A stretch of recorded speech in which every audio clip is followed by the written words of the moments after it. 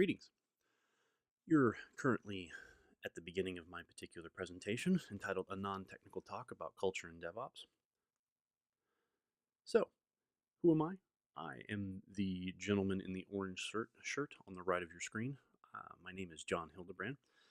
I can easily be found on Twitter at the username of @SnoopJ123.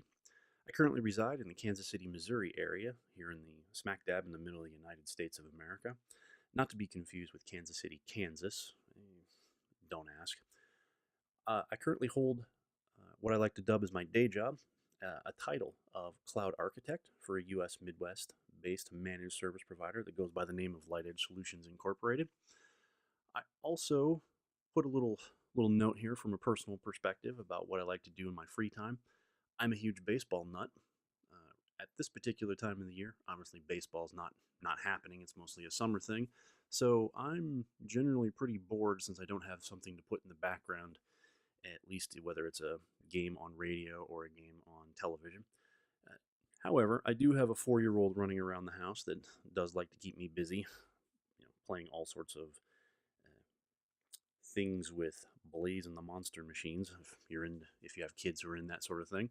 I also do a little bit of independent blogging on the side, and I like to just consider myself to be a general student of DevOps, even though I will tell you right up front here, I do not work in what you consider a classic software development shop. More on that later. So before we really continue here, we're going to chronicle a little bit of what I believe might have been some of the missteps that we've taken as far as IT and what we consider culture within information technology. We're going to start off here with the fabulous mustached man to your right on the screen. He goes by the name of Friedrich Nietzsche. You may know him as either a famous or infamous philosopher. One of the, well, actually the first novel that he published was entitled The Birth of Tragedy from the Spirit of Music. In here, he went through a deep-rooted conversation about how Greek philosophers essentially lost their way by basically flipping from one camp of thought to the other, and how it took a very long time before we were able to reincorporate things like arts and music, and basically the concept of, say, plays and, well, they're tragedy-based plays. Now, the dichotomy brings up two particular Greek gods, one being Apollo and one being Dionysus, and basically them being the opposite ends of the spectrum. Apollonian thought being that of more rational and reasoned, and that of Dionysian, which was more of irrational and chaotic. Now, if you remember your Greek gods, Dionysus is the god of wine, so probably one heck of a guy to hang out with, or at least those in the thought in that particular thought camp. Now, what I've had explained to me at multiple events in the past is that over time in IT, what we've done is we've managed to provide many massive amounts of rationality and reason to any of our processes. Uh, this being a little bit of the culmination of concepts like ITIL, being entire frameworks on how to run IT organizations. However, over the course of time, what we found is these frameworks and some of this rationality and reason that's added to our processes, they're not accounting for the chaotic nature of the systems that we have. Anybody who's done any sort of IT system administration knows that you can click a button 10 times in 10 different labs and get 10 different results. That's part of the chaotic nature that we have. When you try to move things from one environment to another, things sometimes just spin out of our control. And what we have is a lot of frameworks that don't really account for that chaotic nature. And a lot of things fall within the cracks in those frameworks. So now I'm going to bring up the concept here of the golden triangle as far as IT is concerned. Many industries have their own golden triangle. However, in IT, we've got our three-headed monster of people, process, and technology.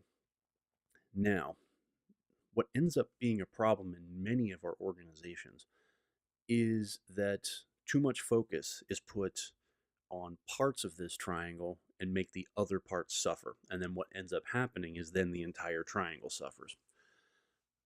Too many times, well, personally, I've worked in way too many places in which the technology is the primary focus. The people in the process end up being essentially thrown by the wayside, and you end up with it's I mentioned chaos in the previous slide, but from a people and process perspective, you don't know what your people are going to do, and there is definitely no defined process as far as they're concerned. But you do know you're running something, say like a VMware environment.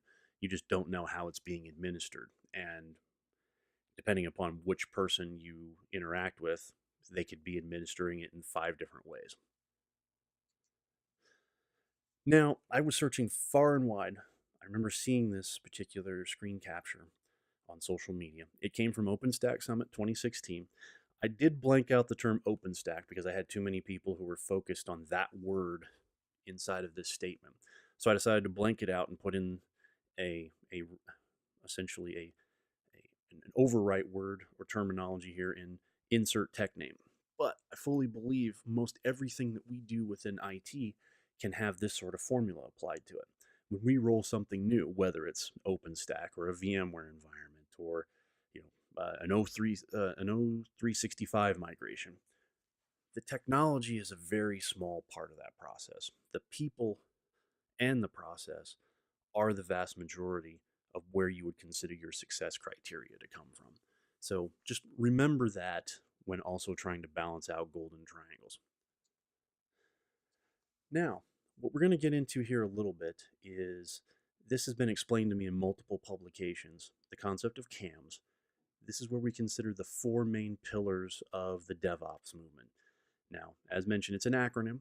So the C comes from culture, A comes from automation, M comes from measurement, and S comes from sharing. Now, I do want to highlight that I fully believe that the sharing aspect dumps directly into the cultural side.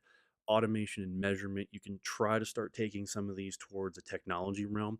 However, do know that you still have to empower a mentality for people to measure things within the environment and essentially automate as many processes as possible so that you can limit the amount of time things are being spent in, say, provisioning cycles or, well, basically anything that involves things that have a hurry up and wait mentality that we've ran into so many times in IT over the last 20, 30 years.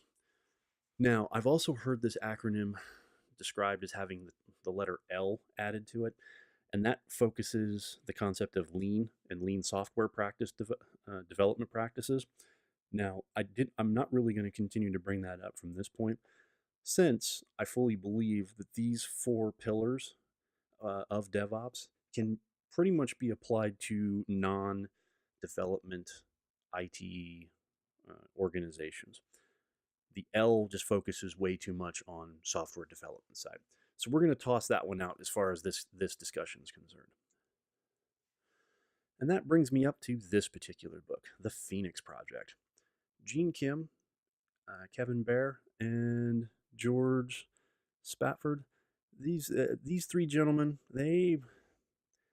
as far as I'm concerned, they set me off on a whole different realm of thinking as far as IT is concerned when I read this book the first time.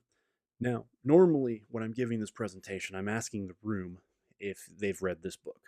And then I'm asking again, how many times have you read this book? I pretty much have a physical copy that is pretty much highlighted over like I'm in college all over again. Now, the reason for that is there were so many things inside of here that made so much sense from my perspective in this fictional account of an organization needing to essentially rapidly enhance their software development capabilities for competition's sake. Basically, a adapt or die situation. I found myself also, as far as some of the operations side is concerned, identifying with so many characters within this particular book. Now, that being said, 3 major things that were dubbed the ways were the primary points of this particular book. We'll at least highlight those real quick and keep them in the back of your mind as we discuss some of these other things as far as culture and DevOps. Now, the first way is this concept of systems thinking. Basically, we as IT professionals, and especially those of us, and I'll pick on those of us in the operations side of the equation, we essentially build our technical fiefdoms or bubbles up, and we tend to consider those barriers to be where our criteria for success are. The up the uptime of our VMware environments or our storage or our network. But we think of those as also independent from each other. So a network team can claim success while storage is down. The concept of systems thinking applies that there's actually a single overarching system, and that's basically that interaction with the business. Are you, as an IT professional, are you administering an environment that's providing an application, say to whether it's internal enterprise IT personnel or whether it's external, basically any sort of external access, say like software as a service, where somebody's paying you for access to that particular environment. That's the realm that you need to consider your success criteria. A higher level of systems thing, a higher level system to think about.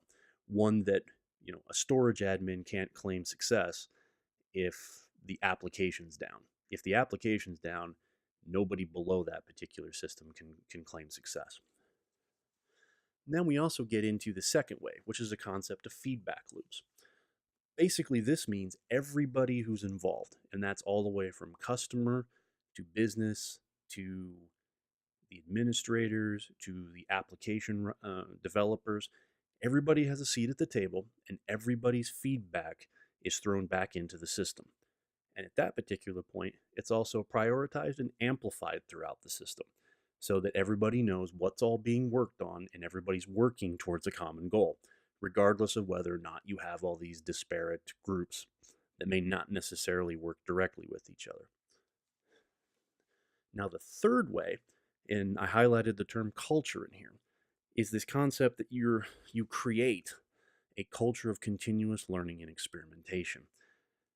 This kind of goes a little counter to some of the ITIL frameworks where you apply a framework and you never tinker with it, which personally I believe is a big mistake as far as ITIL is concerned.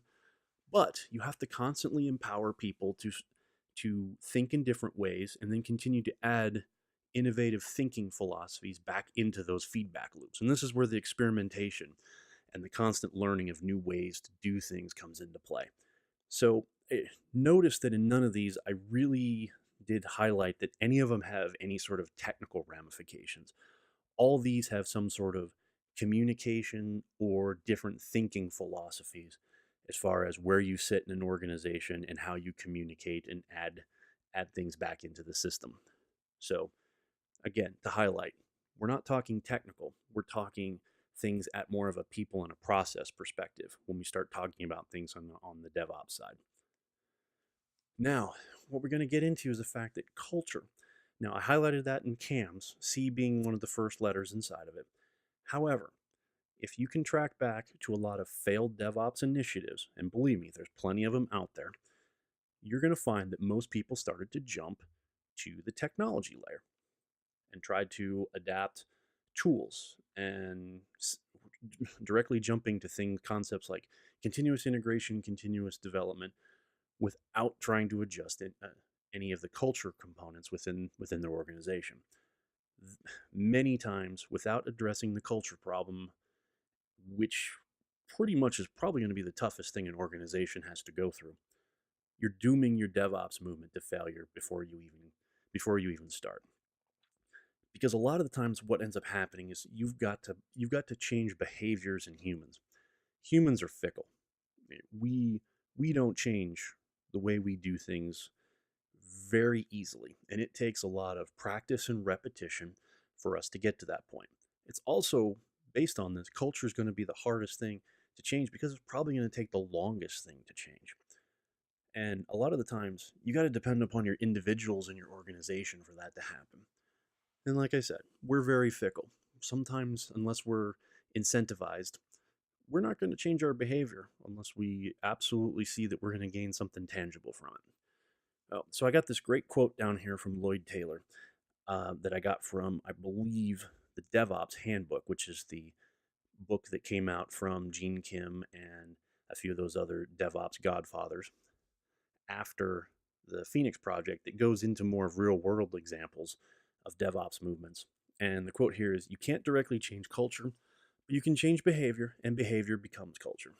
That pretty much echoes what I just mentioned here, that you've got to change and incentivize behavior changes within an organization before you even jump to the technology layer.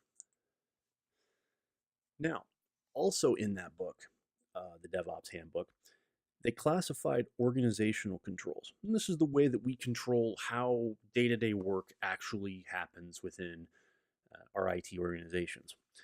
Now, the three main terminology components here are pathological, bureaucratic, and generative.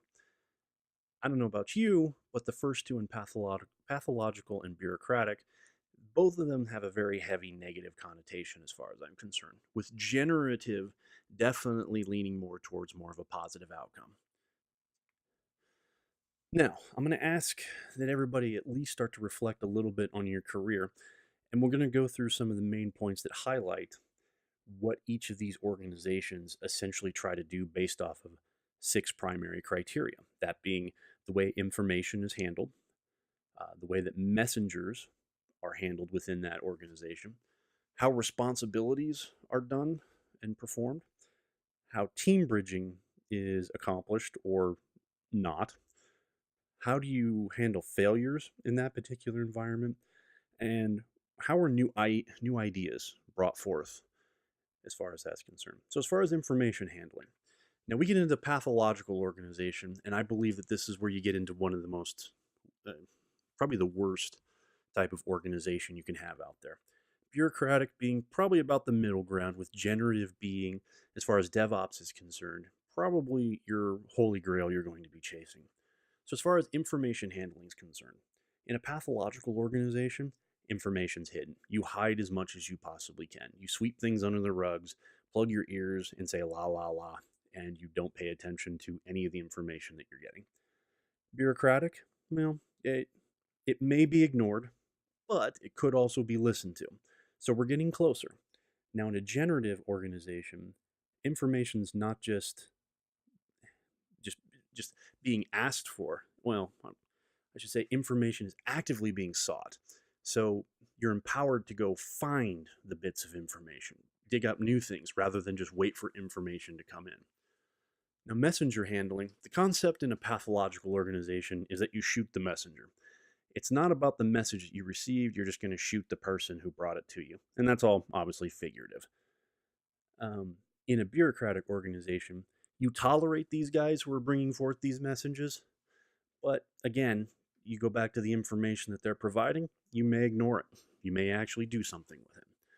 Now, in a generative organization, messengers, because they're believed to be more of the mouthpieces of an organization, they're they're basically being used and trained in the way that you want the information to come out from them.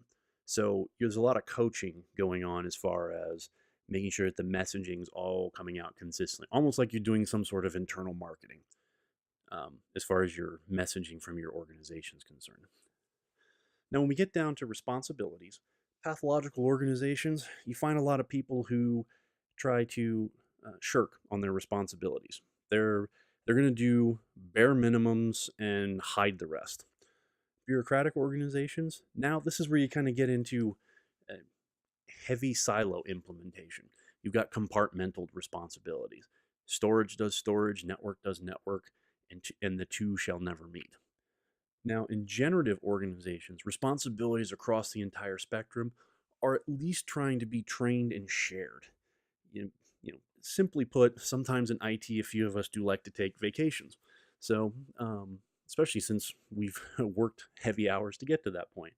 So, one of the things we'd like to be able to do is take a week or two off and not have to worry about having to drag our laptops and constantly be worried about being paged out while you're out on a beach or at a hotel or shooting on a campground or anywhere you could possibly but the office. Now, and when it comes to team bridging, pathological organizations, it is highly discouraged, and probably to the point of You don't even look at other teams that you're even physically nearby. Bureaucratic organizations, they allow it, but really it's generally discouraged, but it's allowed probably more out of necessity. In generative organizations, it's rewarded. They realize that you get back to that systems thinking philosophy. The more teams you bridge together, the more common goals everybody's working towards. Now, failure handling. If we're trying to hide information in a pathological organization, we're covering up every failure we possibly can. And we're going to kill every messenger, well, again, figuratively, who's going to start talking about any of the failures that we have.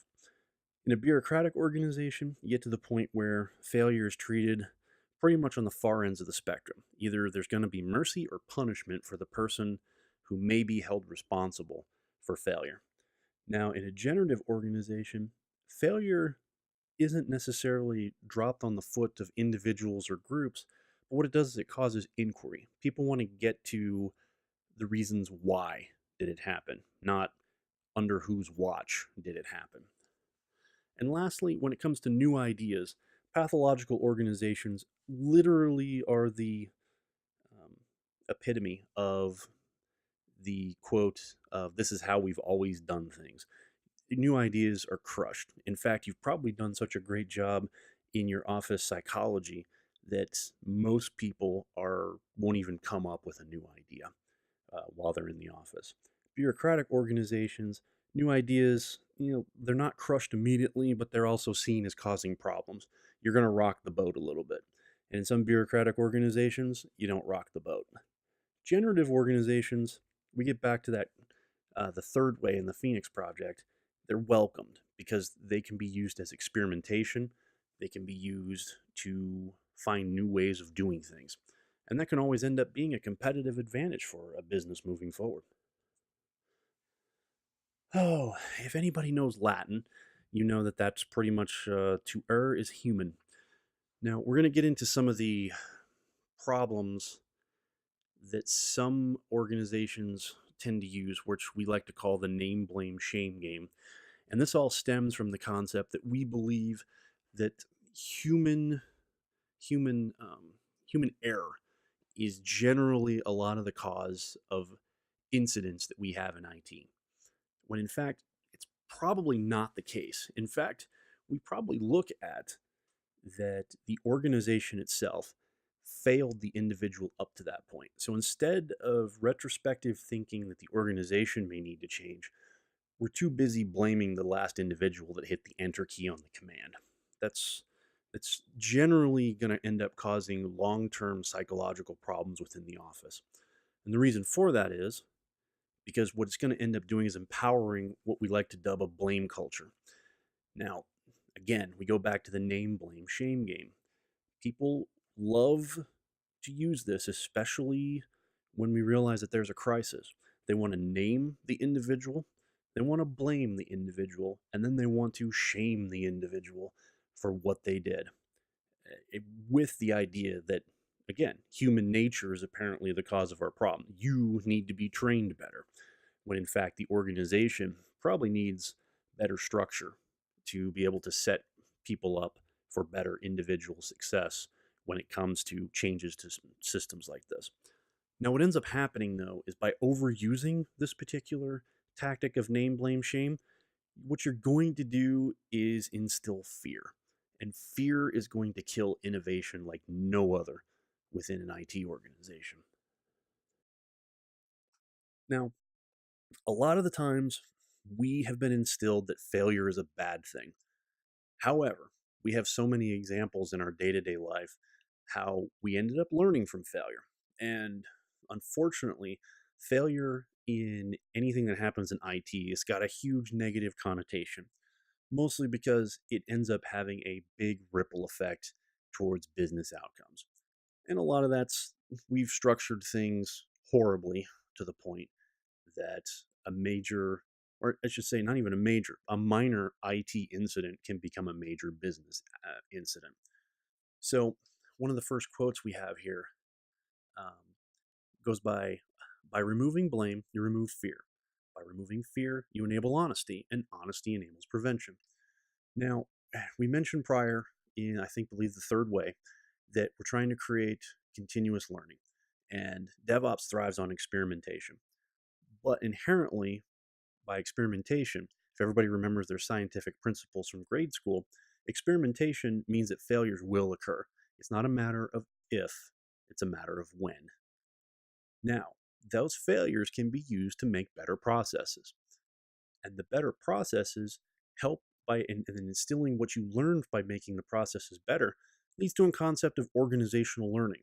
Everybody within the organization is taking all this information that they get and um, trying to just create, retain, and transfer all that information within the organization. Basically, everybody gets trained on all these things quicker when new things come out. At the same time, doing so, there's many individual personal benefits that can greatly benefit an organization. Many of these individuals in there, while they're practicing or from these failures that they've had occur, they become better at self-diagnosing and much better at self-improving. And at the same time, they're more skilled in detecting problems well before they may become major business problems. Now, I got a quote up here about learning-based cultures from Dr. Stephen Spear. Coping, firefighting, and making do were gradually replaced throughout the organization by a dynamic of identifying opportunities for process and product improvement. As those opportunities were identified and the problems were investigated, the pockets of ignorance that they reflected were converted into nuggets of knowledge. Now, what does DevOps do to try to give back in this learning-based culture? One of their most powerful tools is a concept called a blameless postmortem. Now, if you understand the concept of postmortem, it's essentially, I think it's an ITIL like a SOA. You're doing some sort of a recap of the incident that happened. However, you're associating the concept of blameless. It's not to put and pin blame on an individual. It's to get to the root of the problem and to figure out ultimately what the organization can do to better processes so it doesn't become a problem again.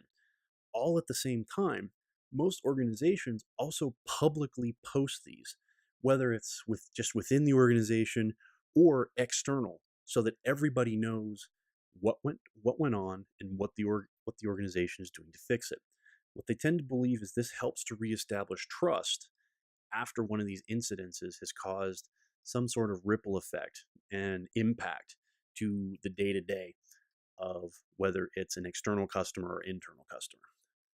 Also, at the same time, once you get to the point where you're able to have more of this learning instilled within an organization, you can start to actually introduce, in a controlled nature, failures to a live environment. So, granted, they may not be major failures. You're not going to try to take the entire organization offline, but you may end up causing some sort of incident that makes somebody have to respond to it. And this basically promotes the concept of practice and or mastery, which we go back to. It's also a major core principle of DevOps. Always be learning and practicing something for the sake that it may end up helping at some point down the road. Now we're going to get into a good example of a postmortem and a bad example of a postmortem. So earlier this year, since it's still technically 2017, Amazon S3, especially I believe it's the US East 1 region, had an S3 outage. This ended up basically causing a huge ripple effect to a lot of people who were routing SaaS applications through these S3 buckets that were out on US East 1. Now in the postmortem, the terminology inside of this particular document was outstanding to read. Now, the reason being is because they mentioned the team member, the person who actually clicked on something once, and that was that they ran an approved runbook. They mentioned the process multiple times, at least 4 times throughout the document. Within the document, they also devoted a lot of the document itself to upcoming changes to operational procedures and a little bit of the growing pains of S3 itself, that it was growing larger and larger, and that they really didn't adjust the processes to account for it. And what I thought was extremely telling about Amazon as a company was the last line uh, that says, "We will do everything we can to learn from this event and use it to improve our availability even further." Now, contrast that with British Airways. British Airways had a major incident right around the Memorial Day time period, US Memorial Day. They suffered a huge system outage, resulting in multiple days of grounded flights. It cost them a pretty penny, at least $112 million US. However, not less than maybe 48 hours after the incident, British Airways was hell-bent on placing the blame on a single engineer. Now, that engineer, while authorized to be in the position they weren't authorized to do what they did. So somebody was probably, like we like to claim, cowboying it up with a process, and it ended up costing somebody big time in the end with a probably an unapproved process that they ran. However, there has been heavy criticism of the way that British Airways handled this, mostly due to the fact that if anybody with any architecture chops will know, how did one engineer do something with a power plug to cause that much damage within a data center? And to me, this sounds like this was just a ticking time bomb waiting to happen. This engineer just lit the fuse earlier than they expected. Now, a couple more comments about some parts of our IT organizations. Every office has a hero. Everybody loves that hero. But I can also tell you that I can identify the hero easily in your organization. That hero is probably the most burned out person you have, mostly due to the fact that they essentially bust their hump extremely long hours, and they're single-handedly trying to keep systems up, almost like the Wizard of Oz pulling those levers behind the scenes. Don't pay attention to the man behind the curtain. Now, what this may do is it promotes a lot of personal gain, but boy, does it kill team effectiveness. And one of the best quotes I've ever seen as far as IT is concerned is that one under the picture there. "A culture that rewards firefighting breeds arsonists." Remember that one and think about that one, because it seems like you're just self-defeating it if you're constantly having a hero swoop in to keep fixing the problem, because somebody's always going to make a bigger fire. Now, as far as the team's concerned, I can't stress enough that culture within DevOps, not only intra-team, but also inter-team. Huge.